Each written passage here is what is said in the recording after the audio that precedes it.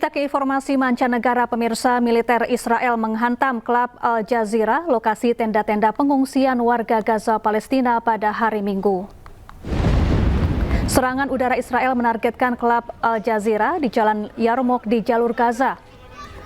Kepulan asap tebal mengepul dari lokasi kejadian, sementara warga sipil berlarian panik. 4 warga tewas dalam serangan itu. Serangan demi serangan terjadi pasca Israel terus mengeluarkan perintah evakuasi di seluruh Gaza.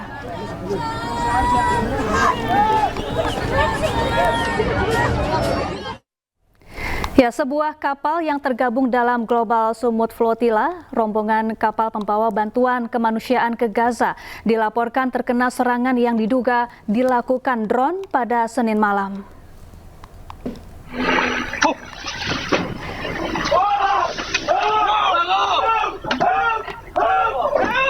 Kepanikan awak kapal terlihat saat sebuah serangan yang diduga berasal dari drone menyerang rombongan kapal pembawa bantuan kemanusiaan ke Gaza milik GSF. Mereka panik berlarian sambil berteriak minta tolong karena telah diserang. Satu sisi kapal terlihat mengeluarkan api. Beruntung seluruh penumpang dan awak kapal dinyatakan selamat. GSF mengonfirmasi bahwa salah satu kapal utama yang diserang membawa anggota komite pengarah GSF.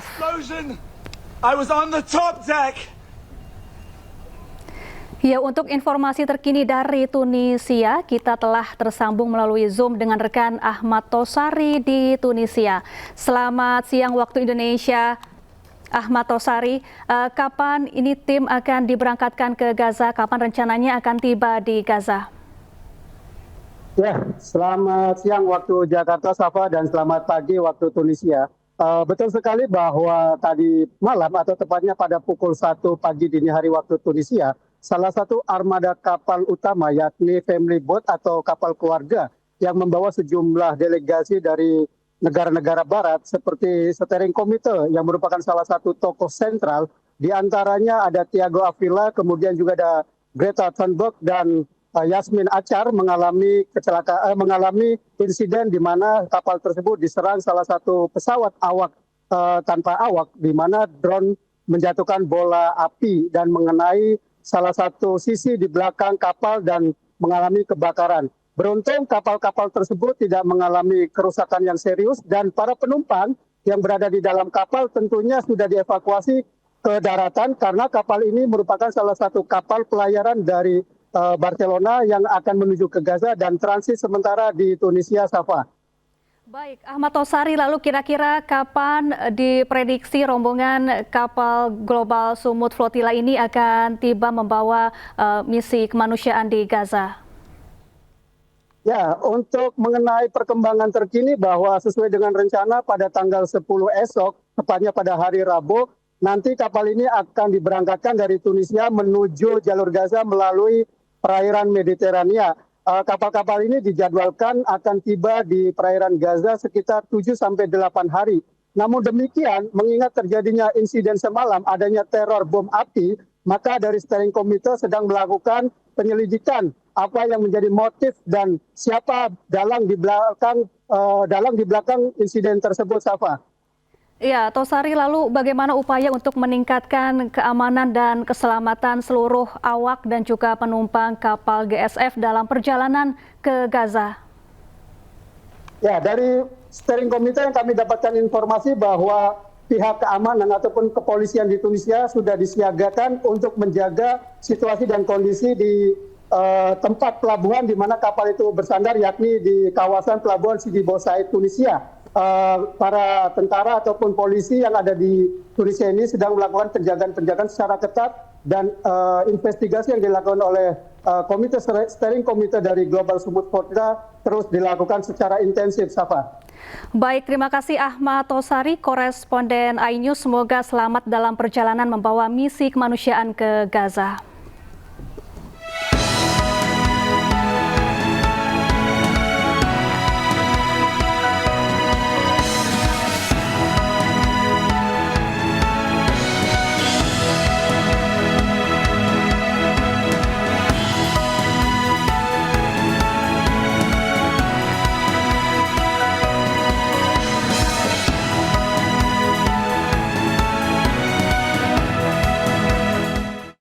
Pemirsa, ban pecah di tengah rel, sebuah mobil ditabrak kereta api Ranggajati di perlintasan Curah Tulis, Kabupaten Probolinggo, Jawa Timur.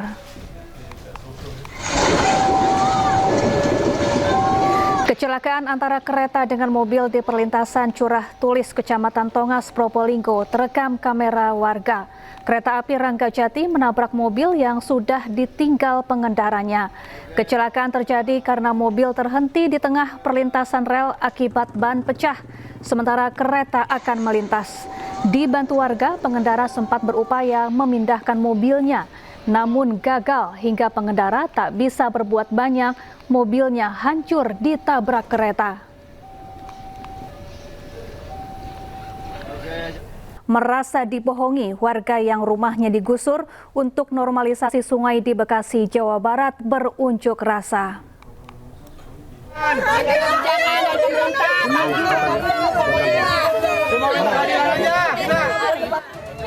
Diwarnai isak tangis, warga yang rumahnya tergusur di aliran Kali Cikarang Srengseng Hilir, Desa Sukamulai, Sukatani, Kabupaten Bekasi berunjuk rasa. Ya Allah. Kami tidak.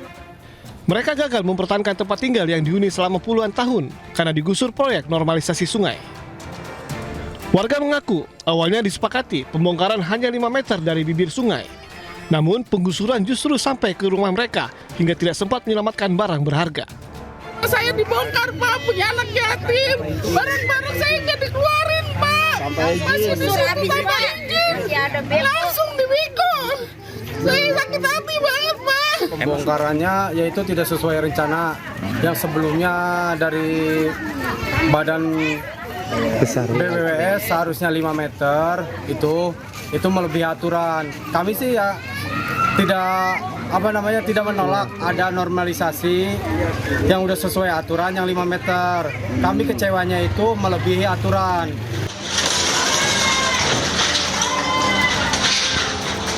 Selain rumah warga, tempat ibadah musola dan jembatan warga juga turut dibongkar. Warga yang rumahnya tergusur meminta pemerintah Kabupaten Bekasi dan Gubernur Jawa Barat meninjau ulang proyek normalisasi sungai. Sementara itu, belum ada pernyataan resmi dari pihak pemerintah terkait protes warga ini. Dari Bekasi, Jawa Barat, Didi Junaidi, iNews melaporkan. Pemirsa, pegiat media sosial Ferry Irwandi menjawab dugaan tindak pidana yang dituduhkan kepadanya oleh Komandan Satuan Siber TNI. Dengan tegas, Ferry menyatakan tidak akan lari dan akan menghadapi tuduhan tersebut.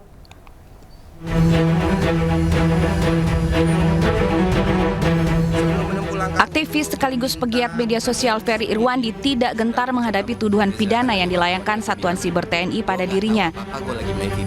Dengan tegas, Ferry menyatakan tidak akan lari dan siap menghadapi tuduhan tersebut.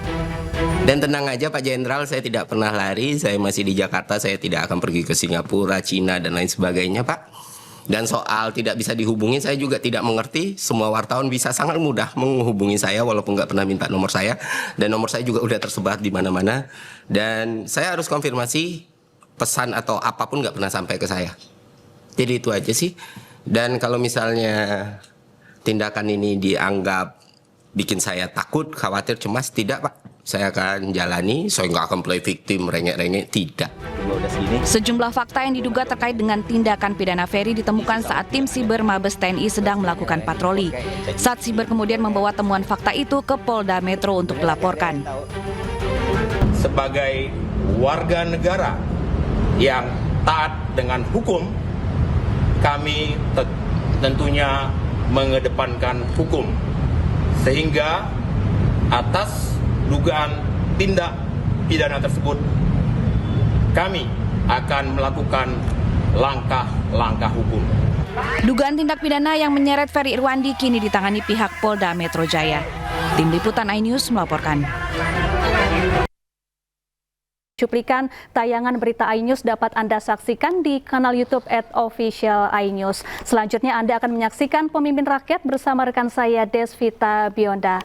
Dan pemirsa, update informasi terbaru Anda dengan berita-berita aktual juga hangat dan sejukkan dulu dengan air mineral yang murni dan alami. Saya Syafaati Suryo pamit undur diri, selamat beraktivitas dan sampai jumpa.